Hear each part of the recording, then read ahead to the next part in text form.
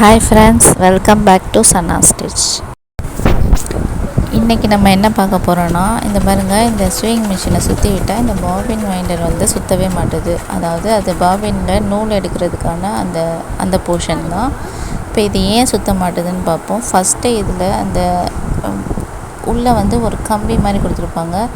அந்த கம்பியை பார்த்திங்கன்னா ரொம்ப ஒடுக்கமாக இருக்கும். அதை கொஞ்சம் நம்ம ஒரு ஊசி மாதிரி வச்சு லைட்டாக தூக்கி விட்டோன்னா அது கொஞ்சம் எக்ஸ்பேண்ட் ஆகும். இப்போ நம்ம பாபின் கேஸ் போடுறதுக்கு வந்து கரெக்டாக இருக்கும். கொஞ்சம் அழுத்தி டைட்டாக பிடிக்கிற மாதிரி இருக்கும். அப்படின்னா நம்மளுக்கு நூல் சுற்றுறதுக்கு ஈஸியாக இருக்கும்.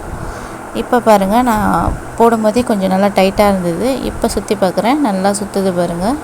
இந்த பாபின் வைண்டர் நல்லா சுற்றுது. இப்போ இந்த மெத்தட்லேயும் நம்மளுக்கு வந்து நூல் சுற்றலை அப்படின்னா, இந்த பாபின் வைண்டரில் ஒரு டயர் ரப்பர் மாதிரி இருக்குது பார்த்திங்களா, இது தேஞ்சிருக்கான்னு பார்க்கணும். இந்த வாசர் மாதிரி கொடுத்துருக்காங்களா இது. பட் எந்தில் அந்த ப்ராப்ளம் இல்லை. ஃபஸ்ட்டு நான் அந்த கம்பி சரி பண்ணோடனே நார்மல் ஆகிடுச்சு. என்னுடைய வாசர் அந்த பாபின் வைண்டரில் உள்ள அந்த ரப்பர் வந்து நார்மலாக தான் இருக்குது.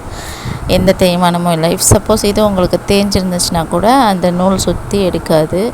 இதில் நார்மலாக இருக்கிறதுனால நோ இஷ்யூஸ்.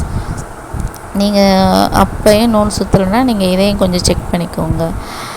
இப்போ இது ரெண்டுமே நார்மலாக இருந்துச்சுன்னா நம்மளுக்கு பாபின் வைண்டர் ஈஸியாக சுற்றும்.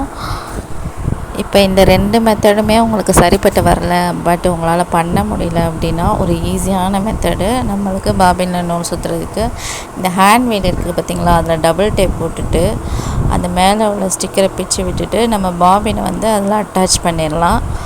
அட்டாச் பண்ணிவிட்டு இப்போ நீங்கள் ஹேண்ட் வீலை லைட்டாக சுற்றுனீங்கன்னா சூப்பராக நூல் எடுக்கும். இப்படி நம்ம விரல் பிடிச்சிட்ருக்கணும் அப்படின்ற அவசியம் இல்லை. இந்த பாருங்க, விரலை விட்டுட்டு காட்டுறேன். அப்போ அதுவே ஸ்மூத்தாக வந்து நூலை எடுத்துக்கிறோம் பாபினே. நம்ம அதிலலாம் அந்த விண்டர் யூஸ் பண்ணணும்னு அவசியம் இல்லை. நான் பாருங்கள், நல்லா உங்களுக்கு ஃபோக்கஸில் காட்டுறேன். நான் கை வச்சு பிடிக்கவே இல்லை பாபின் கேஸை, ஆனால் நல்லா சூப்பராக நூல் சுற்றுது. இது கொஞ்சம் ஈஸியான மெத்தடு.